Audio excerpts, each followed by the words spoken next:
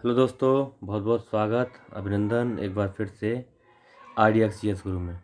हम लोग भारतीय भूगोल पढ़ रहे हैं और भारतीय भूगोल में एक नया चैप्टर शुरू कर रहे हैं। हम क्या आज शुरू कर रहे हैं? सूर्य, यानी कि सन शुरू करने जा रहे हैं हम। सूर्य, ठीक है। चलिए देखते हैं क्या है। सौरमंडल के केंद्र में स्थित है। सौरमंडल के केंद्र में यानी सेंटर में, इसी के चारों ओर सब कुछ, सौरमंडल का जितने भी ग्रह हैं, उपग्रह हैं, ये सब इसी के चारों ओर चक्कर लगाते हैं, यानी यही सेंटर हो गया, ठीक है। सूर्य का वह भाग देखो जो हमें दिखाई देता है, उसे क्या बोलते हैं? प्रकाश मंडल। जो हम सूर्य का भाग देखते हैं ना, उसको बोलते हैं प्रकाश मंडल। इसका आकार कितना है? पृथ्वी के आकार से 109.2 गुना। मतलब ये समझ लो सीधा 109 गुना बड़ा है। पृथ्वी जितनी बड़ी है उससे 109 गुना, उससे 109 गुना बड़ा है सूर्य। अच्छा, इसके कोर का तापमान कितना है? 1.5, 1.5 करोड़ डिग्री सेल्सियस कोर का। वहीं सतह का तापमान की बात करें तो 5,500 डिग्री सेंटीग्रेड। 5,500 डिग्री सेंटीग्रेड तो कोर का, सतह का, यानी बाहर का सतह। और कोर अंदर का 1.5, 1.5 करोड़ डिग्री सेंटीग्रेड। अच्छा, इतना तापमान है, इसी कारण सूर्य पर उपस्थित सभी पदार्थ गैस एवं प्लाज्मा की अवस्था में मिलते हैं। सूर्य पर जितने भी पदार्थ हैं ना, या तो गैस में मिलेंगे या प्लाज्मा के रूप में मिलेंगे। अच्छा, प्लाज्मा क्या है देख लेते हैं। द्रव्य यानी मैटर की चौथी अवस्था होती है ना, ठोस, द्रव, गैस, और उसके बाद प्लाज्मा होती है चौथी अवस्था, ठीक है। एक और होती है, 5 अवस्थाएं टोटल अब तक ढूंढी गई हैं। अच्छा, इसकी समस्त ऊर्जा का स्रोत क्या है? नाभिकीय संलयन। ऊर्जा किससे बनती है इसकी? नाभिकीय संलयन। अब संलयन क्या होता है?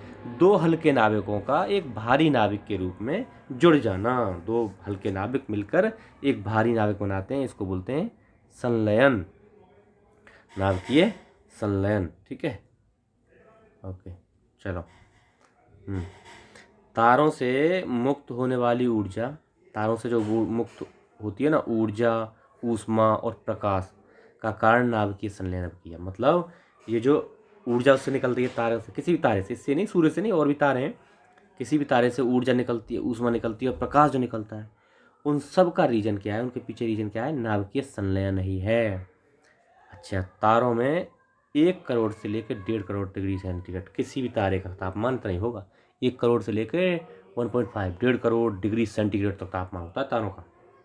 सूर्य ग्रहण क्या होता है? सूर्य ग्रहण देख लेते हैं। देखो, ये है, मैं समझा देता हूँ। ये सूर्य हो गया, ये हो गया चंद्रमा, और ये होगी पृथ्वी। जब सूर्य और पृथ्वी के बीच में चंद्रमा आ जाता है, जब चंद्रमा सूर्य और पृथ्वी के बीच में आ जाता है, ये आ गया, तो क्या होगा?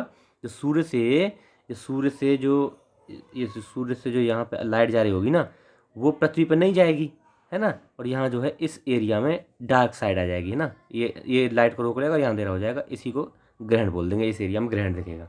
अच्छा, तो ये जो है सूर्य प्रकाश पृथ्वी तक नहीं पहुंचता, यही कारण सूर्य ग्रहण होता है। केवल अमावस्या यानी प्रतिपदा बोलते हैं, प्रतिपदा, अमावस्या या न्यू मून डे और फुल मून डे क्या होता है बताना आप? फुल मून डे को क्या बोलते हैं? केवल यह अमावस्या के दिन होता है, ठीक है, सूर्य ग्रहण। अच्छा, पृथ्वी पर पड़ने वाली चंद्रमा की छाया का छोटा, मतलब यही कारण है, पृथ्वी की जो छाया है, पृथ्वी पर पड़ने वाली चंद्रमा की छाया वो छोटी होती है, छोटी, क्योंकि भाई चंद्रमा छोटा है ना, पृथ्वी बड़ी है तो छाया छोटी ही पड़ेगी। यही कारण है कि सूर्य ग्रहण पृथ्वी के सभी भागों पर एक साथ दिखाई नहीं देता है। हम देखते हैं ना, एक क्वेश्चन आता है कि सूर्य ग्रहण पृथ्वी पर सभी जगह एक साथ दिखाई क्यों नहीं देता है?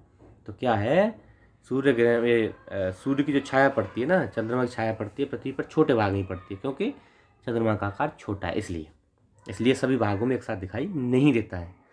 सूर्य का बाहरी भाग जो केवल सूर्य ग्रहण के समय दिखाई देता है, उसे क्या बोलते हैं? कोरोना। यही कोरोना पागल कर रखे हैं 2019 से, है ना। 2019 से हमने पागल कर दिया, पूरा विश्व पागल कर दिया इसने, वही कोरोना, उसी के नाम पे है कोरोना। तो सूर्य का बाहरी भाग जो केवल सूर्य ग्रहण पड़ता है, और बाहर का जो साइड होता है ना, बाहर की जो साइड दिखती है सूर्य ग्रहण के समय, उसी को कोरोना बोलते हैं। अच्छा, हीरक वलय या डायमंड रिंग किसे कहते हैं? हीरक वलय। पूर्ण सूर्य ग्रहण के समय जब चंद्रमा सूर्य को पूर्णतः ढक लेता है, मतलब पूर्ण सूर्य ग्रहण के समय जब चंद्रमा जो है सूर्य को पूर्णतः ढक लेता है। मतलब एक ऐसी स्थिति आ जाए जब सूर्य चंद्रमा से पूरी तरह ढक जाता है। अच्छा, इसके कुछ कुछ सेकंड पहले एवं कुछ सेकंड बाद दिखाई देता है। ये क्या है ना, जो हीरा वाला रिंग, मतलब क्या है, देखो क्या होगा कि वही स्थिति बना देते हैं।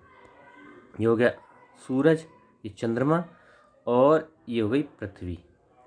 तो पृथ्वी से जब ऐसे लगेगा, हम यहाँ से देख रहे हैं इधर, तो हमको लगेगा कि ये सूर्य जो है ना, ऐसे हम यहाँ नज़दीक है ना, बीच में, तो यहाँ से लगेगा हमें कि ये सूर्य जो है चंद्रमा ने पूरा ढक लिया। लेकिन कुछ किनारी पे जो है ना, कुछ किनारी पे एक रिंग सी दिखाई देगी, इसी को बोलते हैं हीरक वलय या डायमंड रिंग, है ना। तो ये क्या है, ये जो पूरा ढक लेगा ना, पूरा ढकेगा जब वो स्थिति आएगी जब पूरा, क्योंकि ये साइड से धीरे धीरे धीरे करके चढ़ता है, धीरे धीरे करके आएगा ना भाई। ये सभी, ये घूम, चंद्रमा भी घूम रहा है, पृथ्वी भी घूम रही है, तो धीरे धीरे करके होगी स्थिति।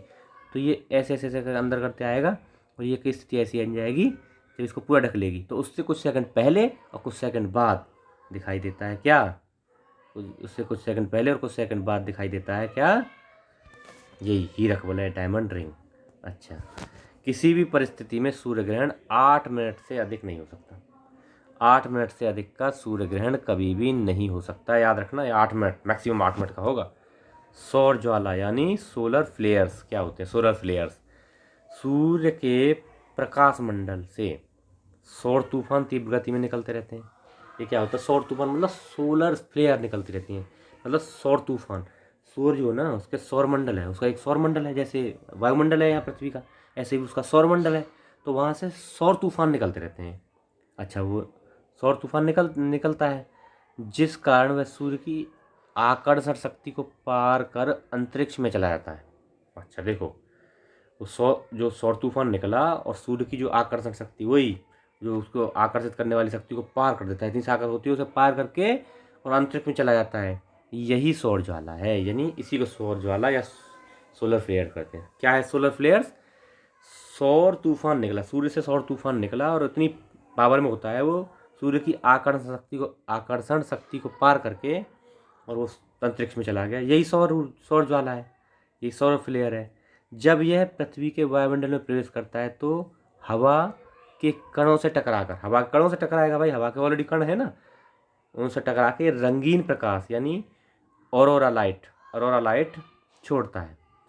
अच्छा, ऑरोरा लाइट निकालता है, जिसे उत्तरी ध्रुव पर, अब दोनों का नाम है देखो, ऑरोरा लाइट निकालता है जब पृथ्वी के वायुमंडल में आया, तो ये वायुमंडल के कणों से टकराकर इसने रंगीन प्रकाश ऑरोरा लाइट दिखाई। तो अगर ये उत्तरी ध्रुव पर है, ऐसी स्थिति उत्तरी ध्रुव पर, तो ये ऑरोरा बोरियालिस कहा जाएगा। और अगर ये दक्षिणी ध्रुव पर है तो इसको ऑरोरा ऑस्ट्रेलिस। देखो ध्यान रखना, दक्षिणी ध्रुव कहाँ है, नीचे, उधर क्या पड़ता है, ऑस्ट्रेलिया दक्षिणी साइड में पड़ता है, इसलिए ध्यान रखना ऑरोरा ऑस्ट्रेलिस याद रखो, ऑस्ट्रेलिस है ना। और उत्तर में है, उत्तर वाले बोल देंगे बोरियालिस, याद आ जाएगा। ऑप्शन देख के 1-2 बार देख लेना, बस ऑप्शन देख के याद आता है। सौर कलंक क्या होते हैं, सन स्पॉट, जहाँ से सौर ज्वाला निकलती है। तो सौर ज्वाला निकली, बताया था ना मैं, सूर्य तूफान निकला और वो बाहर निकला, तो उस सौर ज्वाला जहाँ से निकलती है, सोलर फ्लेयर जहाँ से निकलता है, वहाँ पे पड़े काले धब्बे, मतलब जो काले धब्बे दिखाई देते हैं ना, वहाँ पे हमें काले धब्बे, जहाँ से सौर फ्लेयर निकली ना, वहाँ पे क्या है, वो अब वो अपेक्षाकृत कुछ ठंडा हो जाता है सौर फ्लेयर निकलने से, तो वहाँ पे काले काले धब्बे दिखाई पड़ते हैं, यही सौर कलंक है। मतलब जहाँ से सौर ज्वाला निकलती है तो वह स्थान पे काले धब्बे दिखाई देते हैं निकलने के बाद, तो उन्हीं को सौर कलंक कहते हैं। ये सूर्य की अपेक्षाकृत ठंडे भाग होते हैं। अच्छा, इसलिए दिखाई देते हैं भाई। देखो, बाकी सूर्य गर्म है, और जहाँ से सौर फ्लेयर निकल गई है ना, ये सोलर फ्लेयर निकल गई, वो थोड़ा सा ठंडा अपेक्षाकृत, ऐसा नहीं कि बहुत ठंडा, थोड़ा सा अपेक्षाकृत ठंडा होता है, जिस कारण वो काले काले धब्बे के रूप में दिखाई देता है, इसी को सौर कलंक कहते हैं। अब बोलते हैं प्रभामंडल, यानी प्रभामंडल क्या है, प्रभामंडल, चलिए, सूर्य के चारों ओर पक्षाभ यानी साइरस बोलते हैं ना, सिरस बोलते हैं, साइरस बोलते हैं, ऐसे बोलते हैं सिरस, और पक्षाभ स्तरी, एक पक्षाभ बादल होते हैं जिनको सिरस बोलते हैं, और पक्षाभ स्तरी होते हैं, सीरोस्टेटस बोलते हैं। ये बादल जो हैं इनके प्रतिबिंब बन जाते हैं। अच्छा, सूर्य के चारों ओर पक्षाभ, तब पक्षाभ स्तरी बादलों के प्रतिबिंब से बने श्वेत दूधिया रंग के छल्ले प्रभामंडल कहलाते हैं। मतलब सूर्य के प्रभामंडल में, प्रभामंडल क्या है, सूर्य के चारों ओर ये बादल आ जाते हैं, कौन, पक्षाव और पक्षावस्त्री। इन बादलों के प्रतिबिंब से एक श्वेत दूधिया रंग का छल्ला बनता है, श्वेत दूधिया रंग का छल्ला बनता है, उसी को प्रभामंडल कहते हैं। ठीक है, अन्य तथ्य देख लेते हैं, कुछ महत्वपूर्ण तथ्य क्या क्या है। पृथ्वी सूर्य की निकटतम दूरी, मतलब पृथ्वी और सूर्य की निकटतम दूरी कब होगी, 3 जनवरी। याद रखना, इंपॉर्टेंट क्वेश्चन है, बहुत आता है। किसको आप बोलते हैं, उपसौर। नज़दीक है तो उप इंग्लिश में बोलेंगे पेरीहीलियन, पेरीहीलियन मतलब 3 जनवरी निकटतम स्थिति, सूर्य से सबसे निकट होगी पृथ्वी, क्योंकि ये सूर्य है ना, तो पृथ्वी सूर्य के इस पाथ पे करती है, तो ये जो स्थिति होगी यहाँ सबसे निकट होगी, और ये स्थिति होगी सबसे दूर होगी, तो इसलिए हाँ, गोल तो घूमती नहीं है, तो भाई जो सबसे नज़दीक होगी 3 जनवरी को होगी पृथ्वी, है, उसको बोलते हैं उपसौर या पेरीहीलियन।